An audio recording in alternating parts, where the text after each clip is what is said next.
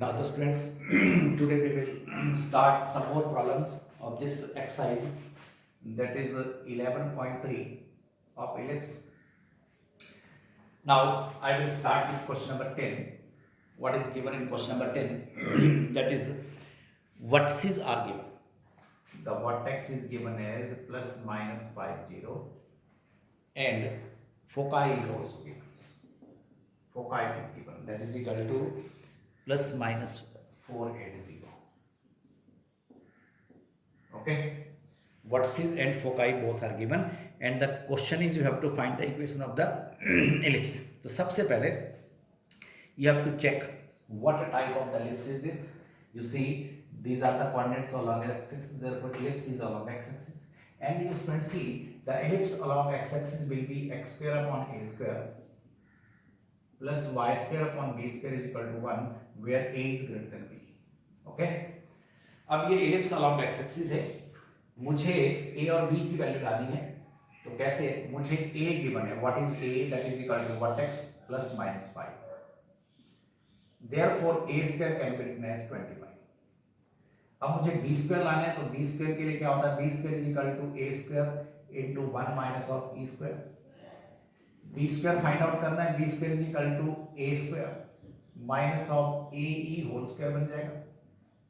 a square is given, that is 25, minus ae, that is foci, plus minus this is equal to 4 square becomes 9. So therefore the equation of the ellipse becomes x square upon 25 plus y square upon 9. So this is the ellipse whose vertices, whose vertex and foci are given.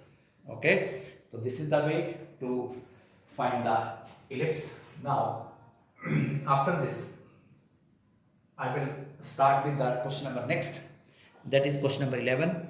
In question number 11, vertex is given. Vertex is given as 0 and plus minus 30, and foci is given. Foci is also given, that is 0 and plus minus of 5. Okay students, अब आप फिर देखेंगे what is the nature of this ellipse. इस ellipse का पहले पता करना है, कौन सी फॉर्म इसकी बनती है, ये कोऑर्डिनेट से पता लगेगा. अब आपको जो कोऑर्डिनेट्स दे रखे हैं वो किसके हैं? वाई एक्सिस वाले के. ओके, वाई एक्सिस वाले के कोऑर्डिनेट तुम्हें दे रखे हैं, तो this is the ellipse along y axis. तो वाई एक्सिस का इलिप्स कैसे होता है ये मैं लिखता हूँ इधर, that is ellipse along y axis x square upon b square plus y square upon a square is equal to 1. Okay, हमने a और b की वैल्यू नहीं चेंज करी है, जिसके अलॉन्ग इलिप्स है उसी के डिनोमिनेटर ग्रेड कर दिया, उसका नाम a कर दिया ताकि रिजल्ट्स में चेंज ना आए. अब मुझे वर्टेक्स गिवन है, तो vertex 0 and plus minus a होता है, तो मुझे a जो गिवन है that is equal two plus minus 13, तो a स्क्वायर जो है वो 169 आ जाएगा. अब मैं बात करूंगा b स्क्वायर की. b square is equal to a square minus of a square into e square. Foci NCERT book में c भी रखा है, तो आप इसको ऐसे कर सकते हैं, that is a square is equal to b square is equal to a square minus of c square. वो डिपेंड करता है क्योंकि कई जगह फोकाई c भी लिखा जाता है, you have to remember this. Okay, NCERT book वाला a is equal to c लेता है ताकि रिजल्ट याद रह जाए abc, तो यहाँ पर आप c स्क्वायर पुट कर देंगे. तो what is b square, that is a square is 169 minus फोकाई that is equal to 25, result आ जाएगा 144. तो therefore the ellipse is of the form x square upon b square and plus of y square upon a square. अब आपने लिखने के बाद result भी चेक करना है, किसका डिनोमिनेटर ग्रेटर है, y का. इसका मतलब एलिप्स कौन है? y एक्सिस, और कोऑर्डिनेट किस साइड में आएंगे हमारे पास? y एक्सिस वाली फॉर्म में आएंगे. ओके, तो after this question number 11 I will start with another that is question number 13. What is given in question number 13? That is ends of major axis. The end point of major axis are given as plus minus 3 and 0, and minor axis are given at 0 and plus minus 2. So students, you see the ends of major axis are denoted by a. So a is plus minus 3 and b is equal to plus minus 2.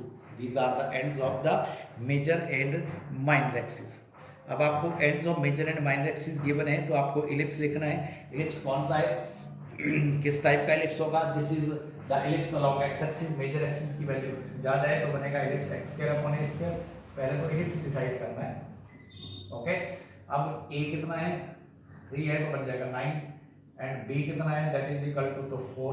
तो this is the ellipse whose values are given, that is x square upon 9 plus y square upon 4 is equal to ellipse, okay.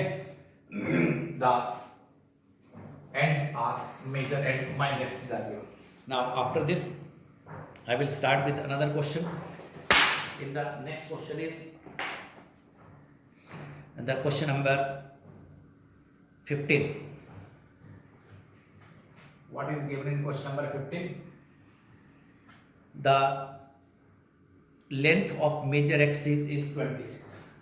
Major axis, length of major axis is 26, okay. And next is in question number 15 foci is given, length of major axis given है और इसके बाद आपको foci given है, तो मैं foci लिख रहा हूँ, that is equal to plus minus, the foci is given as plus minus 5 and 0, 5 and 0. Now the students, first of all you have to check what type of the ellipse is, that is ellipse along x axis है, foci इधर रखा है, x square upon a square plus y square upon b square is equal to 1, so this is the ellipse along x axis. Now the problem is how to get the values of this a and b.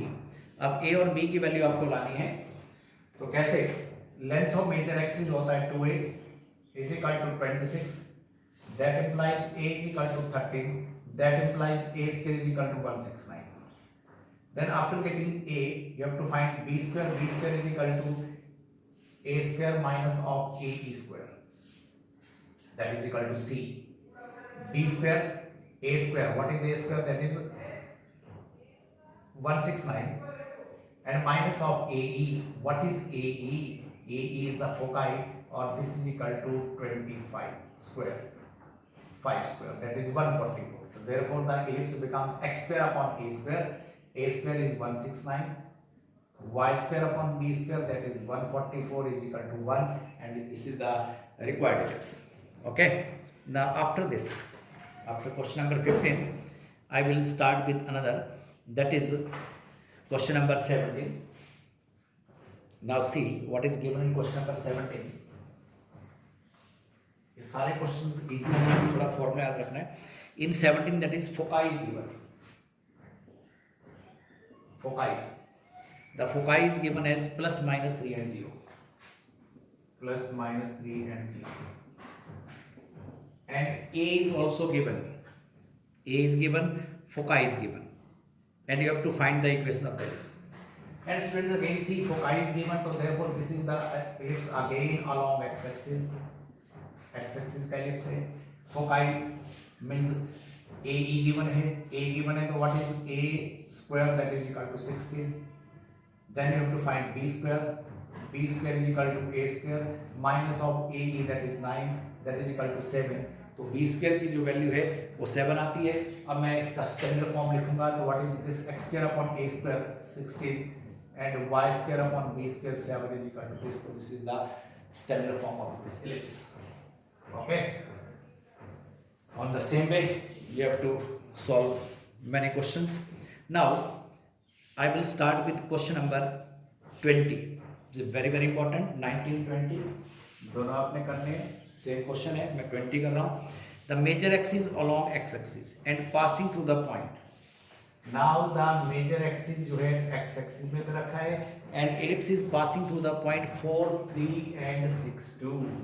अब ये question, major axis is along the x axis, तो यहाँ से clear होता है major axis along x axis, therefore the standard form of the ellipse is x square upon a square plus y square upon b square is equal to 1. इसको number 1 करें. Then the condition is this ellipse passing through the point, when this first passes through 4 and 3, first point 4 3 है तो इसको satisfy करेगा, बनेगा 16 upon a square plus 9 upon b square is equal to 1, और इसको number 2 दे दें. Again this passing through the next point, passing through this and 6 and 2, जब 6 2 से पास करेगा तो बनेगा 36 upon a square plus 4 upon b square is equal to 1, इसको number third दे दें। ओके, अब ये दो इक्वेशंस आने के बाद मुझे ए और बी की वैल्यू लानी है। तो ए और बी कैसे करूंगा, मैं इस फर्स्ट को 4 से मल्टीप्लाई करूंगा, सेकंड को तो multiplying first by 4 and second, sorry, this second by 4 and third by 9, इसको 4 से मल्टीप्लाई करूंगा, ऑफसेट इसके सेम कर दूंगा और थर्ड को जो है 9 से मल्टीप्लाई करूंगा और इनको सबट्रैक्ट कर दूंगा। तो सी, इसको मैं मल्टीप्लाई करता हूँ, यहाँ मैं मल्टीप्लाई कर रहा हूँ इसको by multiplying this first by 4, इसको मैं 4 से मल्टीप्लाई कर रहा हूँ सेकंड को और इसको मल्टीप्लाई करता हूँ 9 से। तो देखें और सबट्रैक्ट करूंगा तो देखें कैसे रिजल्ट आना है। मुझे इसको x और y के लिए सॉल्व करना है।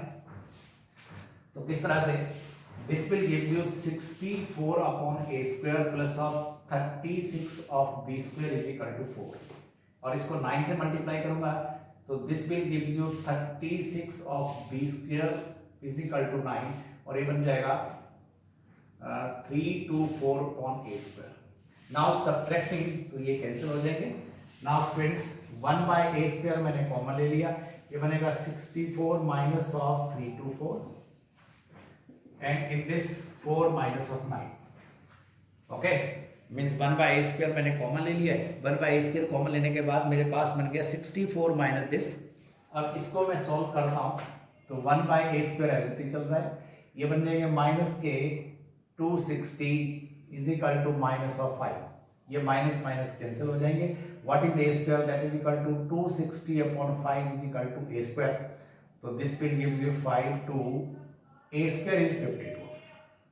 अब ए स्क्वायर की वैल्यू आने के बाद मैं इसको किसी भी इक्वेशन में सब्स्टिट्यूट कर दूंगा और मुझे b मिलना चाहिए। तो b के लिए मैं इसको सब्स्टिट्यूट कर दूंगा, इस इक्वेशन में पुट कर देता हूं। This was the question number second. तो how to get b, that is 16 upon 52, okay, plus 9 upon b square is equal to 1। ये 16 upon 52 मैं 9 upon b square यहाँ रखता हूँ, इसको 1 minus 16 upon 52 बना देता हूँ, ये बन जाएगा 52 minus 16 upon 52, okay, 9b square, इसको बाहर ट्रांसफर कर दिया है। ओके, अब ये c बन सके, मैंने क्या करा 9 अपॉन 20 स्क्वायर इधर और इसको ट्रांसफर कर दिया। ट्रांसफर करने के बाद ये आपको देगा 36 और अपॉन 52। तो देखें b स्क्वायर कैसे आ रहा है, 9 into 52 upon 36 is equal to b square. Okay, तो this will gives you 13, that implies b square is equal to 13।